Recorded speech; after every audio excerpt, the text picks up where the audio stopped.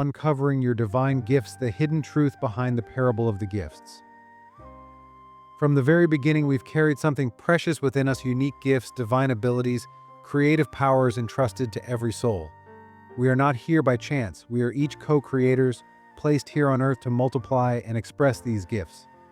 This sacred calling echoes the ancient words, "Go ye and multiply," but what does that truly mean? And how can we fulfill this divine command in our daily lives? The divine call to co-creation. Creation is not limited to the physical act of building or birthing. It is a deeper spiritual process, one where the Creator invites us to take part in shaping the world. Every idea we nurture, every act of kindness we extend, and every skill we cultivate is a fulfillment of this calling. The instruction, "Go ye and multiply," isn't just about expanding life in the material sense. It's about expanding your essence, multiplying your talents, and creating ripples of light that touch everything around you. You have been gifted with tools to shape your reality. The question is, are you using them? Each of us has a divine spark and ability to create beauty, spread kindness, and manifest dreams. Yet so often, we hesitate. Why? Because creation requires courage. To bring forth something new is to step into the unknown, to risk failure, and to challenge the status quo. But it is precisely in this act of courage that we align with our divine purpose. Fear and the idol of a judgmental God. Why then do so many of us hesitate? Why do we bury our talents, neglect our gifts, or tell ourselves we're not worthy? The answer lies in fear, a fear born from misunderstanding the Creator's nature. Some hold on to a false image of God as angry, judgmental, and eager to punish. This idol, this mental construct, becomes a prison.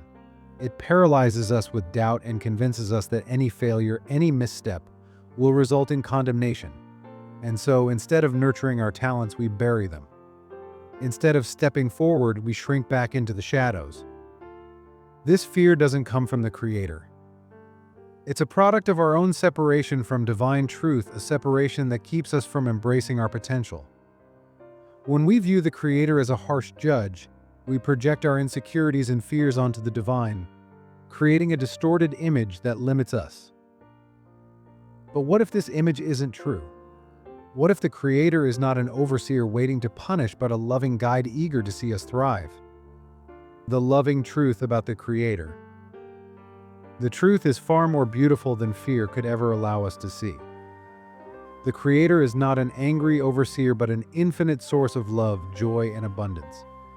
The laws of creation were set not to trap us, but to empower us. The Creator longs for us to grow, to expand beyond our limitations and multiply our light. Every time you take a step, no matter how small, to refine your talents or share your gifts, the Creator rejoices. You are here to reflect the divine, to co-create, and to flourish.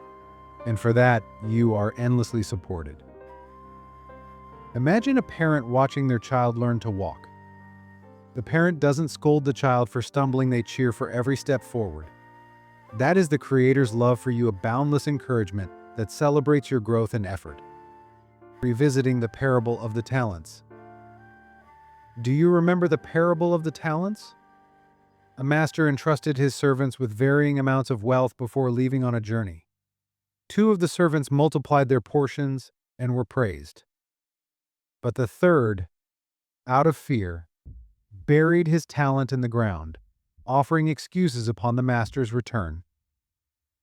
This is no ordinary story. It is a spiritual mirror for our lives. The servants who multiplied their gifts were not punished for taking risks or making mistakes. They were rewarded for their effort, their courage, and their willingness to grow. The one who buried his gift represents what happens when we cling to fear. He aligned with the consciousness that denies growth, what we might call the Antichrist consciousness. This state of being resists creativity, suppresses potential, and keeps us trapped in limitation. To bury your gifts is to deny your divine nature. But the good news is this: the parable isn't just a cautionary tale, it's an invitation. It calls us to step out of fear and into faith, to recognize the value of our talents, and to multiply them for the glory of the Creator. Choosing alignment with Christ consciousness. To align with Christ consciousness is to step into faith, creativity, and expansion. It's to recognize that your gifts are divine and that every act of courage signals your readiness for more blessings. You don't need to be perfect, you only need to be willing. Every small effort counts. Each time you practice a skill, share a kind word, or create something beautiful, you align yourself with the Creator's purpose. And in that alignment, fear begins to lose its grip. This is the spiritual secret behind multiplication. When you trust enough to use what you've been given, the Creator entrusts you with even more. It's a divine cycle of giving and receiving, where each act of faith opens the door to greater possibilities. The Creator's overflowing desire for your growth. The Creator's desire is not for you to live in limitation.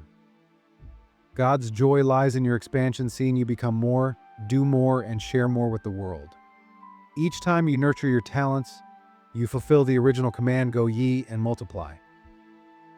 Imagine how much more light and abundance could flow into your life if you simply began. Each small step, the decision to try, to improve, to share, opens the floodgates for greater gifts. The Creator doesn't punish mistakes. He delights in your effort, in your willingness to grow. You are not alone in this journey. The Creator's Spirit moves within you, guiding you toward your highest potential. Trust in that guidance, and let it lead you to the abundant life you were meant to live. Overcoming the fear of judgment. Many of us fear judgment not only from others but from ourselves. We worry our work isn't good enough, our talents too small, our efforts too late. But consider this: when you bury your gifts, you bury the opportunity to become more. Fear doesn't protect you, it diminishes you. The Creator doesn't expect perfection. What the divine longs to see is your courage, your willingness to begin. Trust that each effort, no matter how humble, brings you closer to your purpose. The fear of judgment often stems from a misunderstanding of value. We measure our worth by external standards, forgetting that our true value lies in our willingness to grow and share. When you shift your focus from fear to faith, you free yourself to create and thrive. Multiply your gifts. Today, take a moment to reflect. What gifts have you been given? What talents lie dormant within you, waiting to be nurtured? Have you allowed fear to bury them, or have you dared to multiply them? It's never too late. Begin where you are, with what you have. Even the smallest step forward is a signal to the Creator, I am ready to grow, and in that readiness, you open the door to a life of divine abundance and purpose. Remember, your gifts are not just for you. They are meant to bless the world. Each time you share your light, you inspire others to do the same. Together, we create a ripple effect of love and creativity that transforms everything it touches. A life of abundance and purpose. The path is clear. Let go of the idol of a judgmental God, a falsehood that keeps you in fear. Embrace the truth of a loving Creator who longs to see you flourish. When the time comes to answer, what did you do with your gifts? May you proudly say, I multiplied them, and I'm ready for more. This is your divine calling. Will you answer it? Please don't forget to like, share, and subscribe.